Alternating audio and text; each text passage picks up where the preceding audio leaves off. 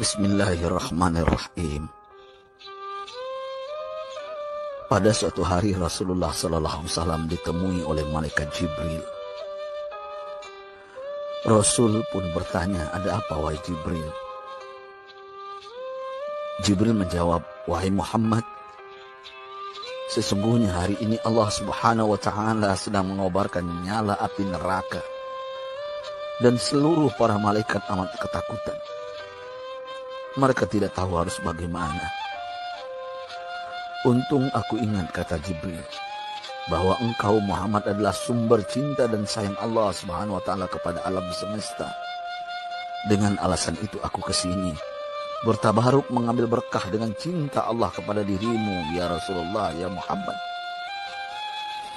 Rasulullah terdiam beberapa saat, kemudian bertanya lagi, "Wahai Jibril, ceritakan padaku bagaimana neraka itu sesungguhnya." Jibril menjawab, "Wahai Muhammad, neraka itu bagaikan lubang-lubang yang terdiri dari 7 tingkat. Jarak antara satu lubang dengan yang lain ialah perjalanan 70 tahun. Lubang paling bawah adalah lubang yang paling panas." Nabi SAW meneruskan pertanyaannya, "Lalu siapakah penghuni lubang-lubang neraka itu, wahai Jibril?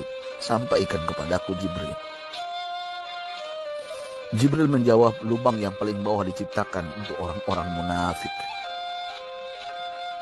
Lubang yang berikutnya untuk penyembah berhala. Lalu untuk penyembah bintang dan matahari."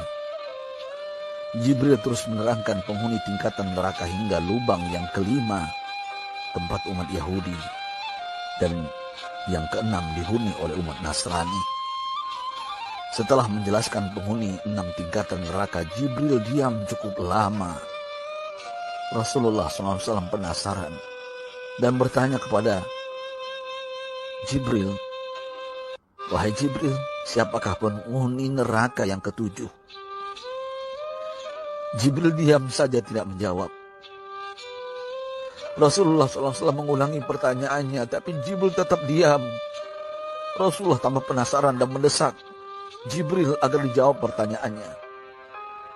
Akhirnya Jibril pun berkata, "Umatmu, wahai Muhammad, mereka itu para pelaku dosa besar di kalangan umatmu, yang dimana sampai mereka mati belum sempat bertaubat."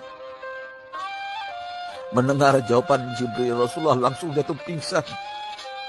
Jibril merangkulnya dan meletakkan tubuh baginda di atas pangkuannya.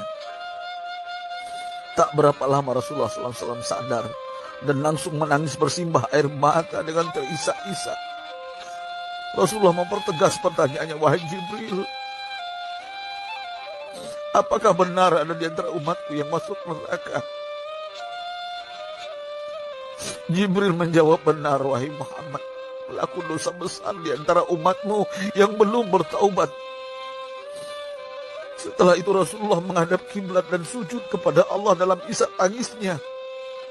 Sesekali dengan suara pelan beliau membisikkan kata-kata, "Ummati ya Rabb, ummati, ummati, ummati." Beliau SAW tidak mengangkat kepalanya dalam keadaan seperti itu selama 3 hari 3 malam, kecuali setiap Bilal bin Rabah mengumandangkan azan, barulah beliau bangkit untuk menjadi imam, dan setelah itu kembali sujud lagi.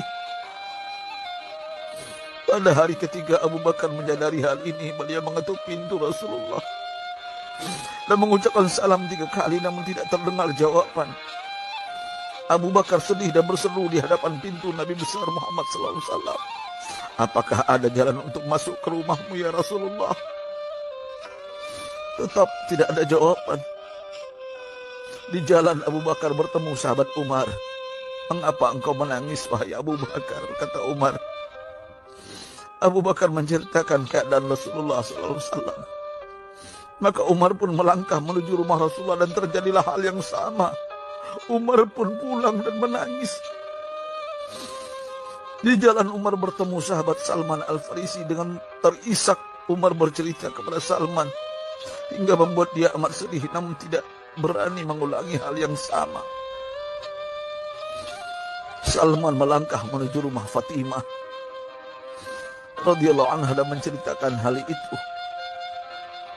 Setengah berlari Fatimah menuju rumah ayah tercinta dan mengetuk pintu sambil mengucapkan salam.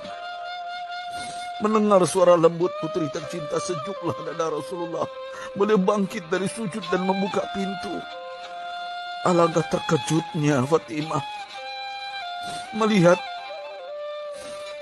Rasulullah ayah tercinta amat kurus dan pucat.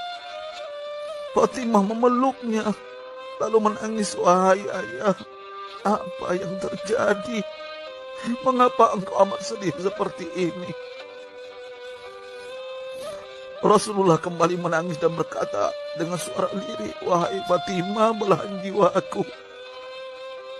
Bagaimana mungkin aku tidak sedih sedangkan Jibril mengatakan akan ada kelak umatku yang akan masuk neraka."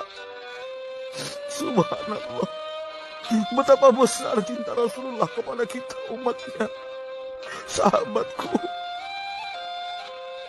Rasulullah mencintai kita. Antaman ma'aman ahbabta, engkau akan berkumpul dengan orang yang kau cintai. Mari kita mencintai baginda Nabi besar Muhammad SAW yang mencintai kita umat yang tidak rela kita masuk neraka. Mari kita mencintai beliau dengan berselawat. Sahabatku, sampaikan, Rasul mengajarkan kepada kita, "Man dalla ala khairin falau mislu ajri fa'ili."